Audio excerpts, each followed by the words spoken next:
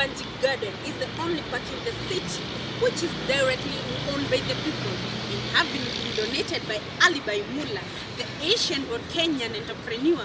This is where people come to rest after a long hustle and bustle of the day.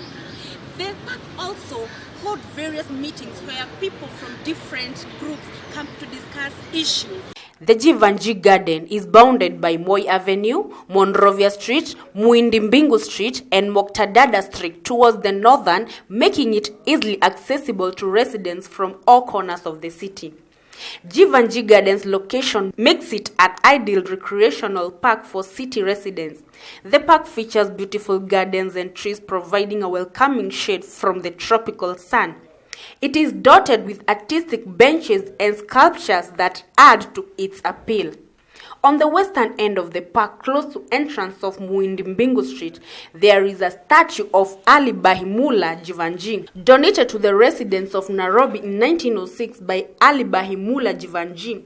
This 5-acre recreational park is one of few green spaces gracing Nairobi city. Kenya taifa letu tukufu, Kenya tunayoipenda, Kenya nchi tunayoipenda, Kenya nchi tunayoipenda, twajivunia sana tukijiita wa Kenya. On a typical weekend, you find many people relaxing on its benches and lawns or just walking around the park.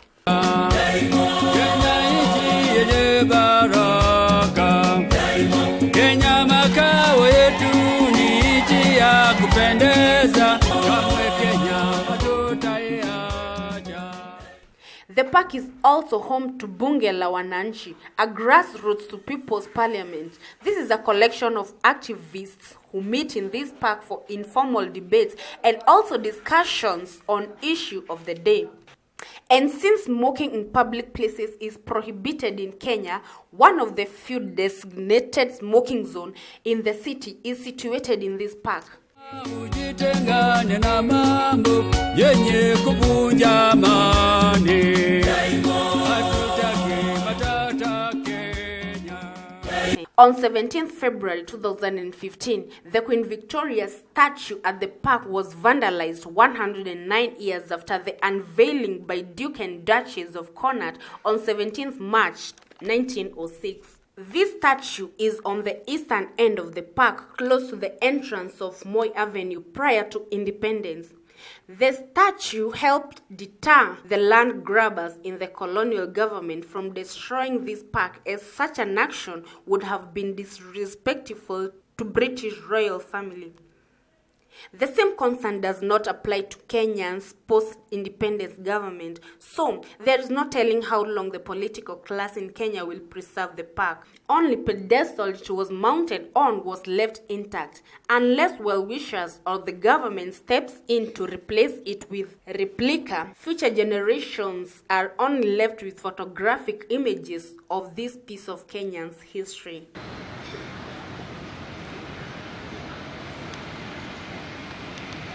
Having been born from here I'm sitting, many people come to relax in remembrance of Maurice Foyt.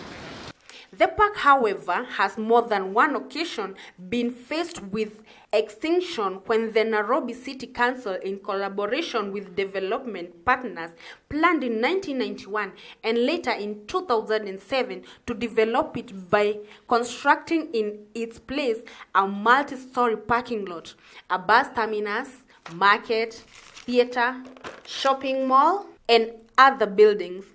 These plans, however, were shelved each time following an objection raised by Zarina Patel, one of Jeevanjee's granddaughter. Well, the need to do something largely because of an environmental concern more than anything else. That how could this only green space in the city even be grabbed? And of course, earlier, Wangari Maathai had fought for the Uhuru Gardens. So I had a kind of role model, you know. Wangari Maathai's Green Belt movement and other activists. I think that it is very, very important to continue encouraging our governments and ourselves that the environment is not really an issue for tomorrow. The environment is an everyday issue. It's the air we breathe. It's the water we drink. is the food we eat. And we can't live without these things. In 2007, some of these activists were arrested and remanded in jail for some days over this issue. Only time will tell whether the park will survive the next lot in light of this uncertain feature. It is a blessing that should be treasured and enjoyed by the city residents while it's still in existence. The Jeevanjee Garden story is now part of our historical tour on Nairobi city center. GBS audio walk published using Voice Map, an innovative audio walking tour app. It is available for download from iTunes and Google Play, but you can also listen to it at Voice Map's website. The park is open for free to the public. Not to forget the green, beautiful environment in the park.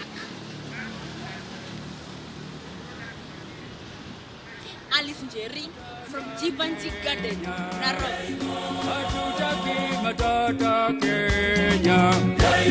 Wenzangu Kenya.